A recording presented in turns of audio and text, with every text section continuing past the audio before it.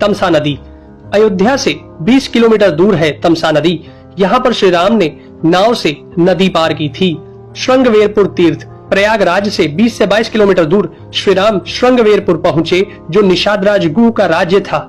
यहीं पर गंगा के तट पर उन्होंने केवट से गंगा पार करने को कहा था। श्रृंगवेरपुर को वर्तमान में सिंगरौर कहा जाता है। कुरई गांव।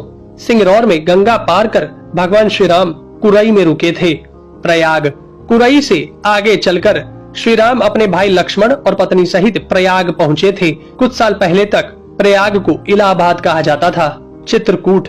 प्रभु श्री राम ने प्रयाग संगम के समीप यमुना नदी को पार किया और फिर पहुंच गए चित्रकूट। चित्रकूट वह स्थान है जहां श्री राम को मनाने के लिए भरत अपनी सेना के साथ पहुंचे थे, क्योंकि राजा दशरथ का देहांत हो चुका था। भरत ने यहाँ से श्री राम की चरण पादुका ले जाकर उनकी चरण पादुका रखकर राज्य किया था। सतना। चित्रकूट के पास ही सतना यानी मध्य प्रदेश में स्थित अत्रि ऋषि का आश्रम था। हालांकि पत्नी अनुसुईया के साथ महर्षि अत्रि चित्रकूट के तपोवन में रहा करते थे, लेकिन सतना में रामवन नामक स्थान पर भी श्री राम रुके थे, जहां ऋषि अत्रि का एक और आश्रम था। दंडकारण्य। चित्रकूट से निकलकर श्री राम घने वन में पहुंच गए। असल में यही था उनका वनवास। इस वन को उस काल में दंडकारण्य कहा जाता था। मध्य प्रदेश, छत्तीसगढ़ और महाराष्ट्र के कुछ क्षेत्रों को मिलाकर दंडकारण्य था। दंडकारण्य में छत्तीसगढ़, उड़ीसा, तेलंगाना एवं आंध्र प्रदेश राज्यों के अधिकतर हिस्से शामिल थे। दरअसल उड़ीसा की महानदी के इस पास से गोदावरी तक दंडकारण्य का क्षेत्र फैला हुआ था। इसी दंडकारण्य का ही हिस्सा है तेलंगाना का एक शहर भद्राचलम। गोदावरी नदी के तट पर बसा यह शहर सीता रामचंद्र मंदिर के लिए प्रसिद्ध है। यह मंदिर भद्रगिरी पर्वत पर है। श्री राम ने अपने वनवास के दौरान कुछ दिन इस भद्रगिरी पर्वत पर ही बिताए थे। स्थानीय मान्यता के मुताबिक दंडकारण्य के आकाश में ही रावण और जटायु का युद्ध हुआ था और जटायु के कुछ अंग दंडकारण्य में आकर गिरे थे। दुनिया भर में सिर्फ यहीं पर जटायु का एकमात्र मंदिर है। दंडकारण्य वन अब सिमटकर वर्तमान में भारत के छत्तीसगढ़ राज्य में ही रह गया है। पंचवटी। नासिक। दंडकारण्य में मुनियों के आश्रमों में रहने के बाद श्री राम अगस्त्य मुनि के आश्रम गए। यह आश्रम नासिक के पंचवटी क्षेत्र में है, जो गोदावरी नदी के किनारे बसा है। यहीं पर लक्ष्मण ने सूर्पनखा की नाक काटी थी। श्री राम ने खरवा दूषण के साथ युद्ध किया था। गिद्धराज जटायु से श्री राम की मैत्री भी यहीं हुई थी। वाल्मीकि रामायण अरण्य कांड में पंचवटी का मनोहर वर्णन मिलता है। सर्वतीर्थ। नासिक क्षेत्र में ही सूर्पनखा की नाक कटी तथा मारीच और खरवा दूषण के वध के बाद ही रावण ने सीता का हरण किया और जटायु का भी वध किया था, जिसकी स्मृति नासिक से 56 किलोमीटर दूर ताकेड़ गांव में सर्वतीर्थ नामक स्थान पर आज भी संरक्षित है। जटायु की मृत्यु सर्वतीर्थ नाम के स्थान पर हुई, जो नासिक जिले से इगतपुरी तहसील के ताकेड़ गांव में मौजूद है।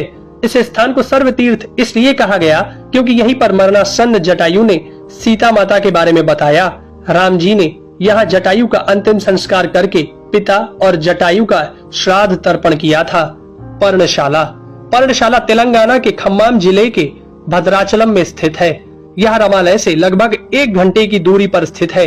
पर्णशाला को पंचशाला या पंचशाला भी कहते हैं।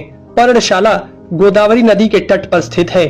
यही वह स्थान है जहां से सीता जी का हरण हुआ था। हालांकि कुछ मानते हैं कि इस स्थान पर रावण ने अपना विमान उतारा था। इस स्थल से ही रावण ने सीता को पुष्पक विमान में बिठाया था, यानी सीता जी ने धरती यहाँ छोड़ी थी। इसी से वास्तविक हरण का स्थल यह माना जाता है। यहाँ पर राम सीता का प्राचीन मंदिर है। तुंगभद्रा। सर्वतीर्थ और पर्णशाला के बाद श्री राम लक्ष्मण सीता जी की खोज में तुंगभद्रा तथा कावेरी नदियों के क्षेत्र में पहुंच गए। तुंगभद्रा एवं कावेरी नदी क्षेत्रों के अनेक स्थलों पर वे सीता जी की खोज में गए। शबरी का आश्रम।